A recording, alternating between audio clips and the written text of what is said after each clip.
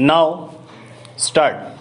Mr. Vice Chairman, sir, at the outset, I must express my thanks to the honorable members on both sides of the House who have participated in the discussion on the 10th five-year plan document.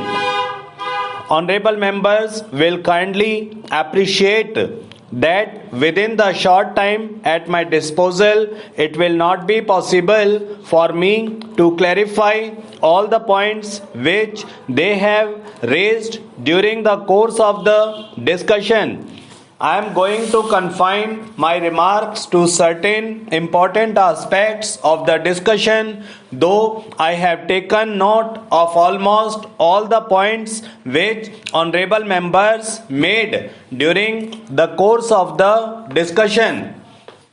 At the outset, I must also say that one of the honorable members was pleased to ask what is the purpose of having this kind of discussion 1.5 years or almost 2 years after the plan had started. I do not know whether honorable members do recollect that my predecessor, Mr. Tiwari, had circulated a note to all the members of the House, particularly about the 10th plan framework, and he expected that the honorable members will be able to send their remarks to the minister and also to the planning commission, so that before the draft document of the 10th plan is prepared and finalized, their views could be taken into account. How many members sent this kind of information is a matter which I will have to inquire into, but that exercise was gone into, and now the plan was finalized in February 2001, and thereafter we have taken the earliest possible opportunity to see that the plan has discussed in both the houses. Sir, I am aware of the fact that the international situation and also the internal situation in which this 10th five-year plan has been finalized will definitely have some kind of an impact on the plan document as it was prepared, and how we will be succeeding in trying to avoid the adverse effects it might have on the achievement of the physical targets that we have set for ourselves at the end of the 10th five-year plan. Sir, there are 3 points which were mentioned by all the honorable members.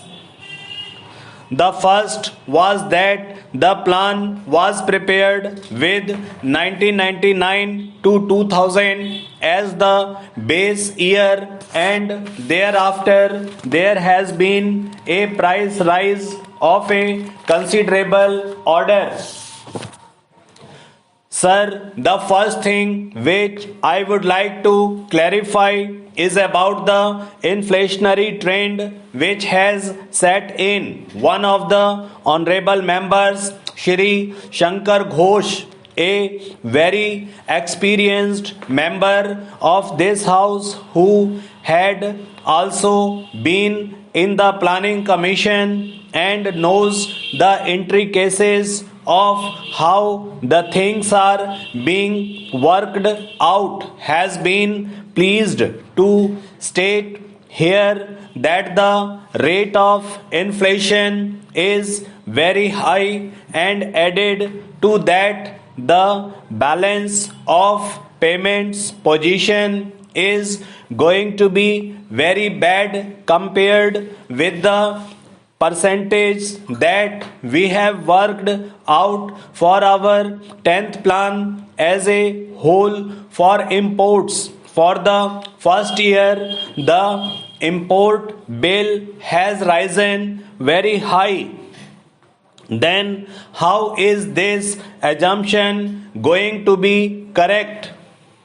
That is the point, and a very valid point, which has raised during the course of the discussion. Sir, he also mentioned about the Honorable Finance Minister making his speech at Kanpur, wherein he seems to have made a reference that a little inflationary trend is a kind of stimulant to the economy. Sir, the inflationary trends we cannot view in isolation. Honorable Shri Shankar Ghosh will definitely agree with us that there are two factors which will have to be taken into account. The first factor is the international situation which is now obtaining. Secondly, whether we like it or not, we have to import the oil products. If they are to be imported, can we take a serious view of the situation? That is a thing which I am sure most of the honorable members there will be able to appreciate. The second aspect is why is it that we have such a high import bill in 2000 and 2001 when the plan itself commenced and when we were talking in terms of 9%. Immediately in the very first year it jumped. I am sure that most of the honorable members are aware of the fact that it is on account of the kind of legacy that this government got. I would not like to dilate on that issue, but the fact of the matter is that the agricultural production had gone down. Even in the industrial sector, there was a decline of 1.4%.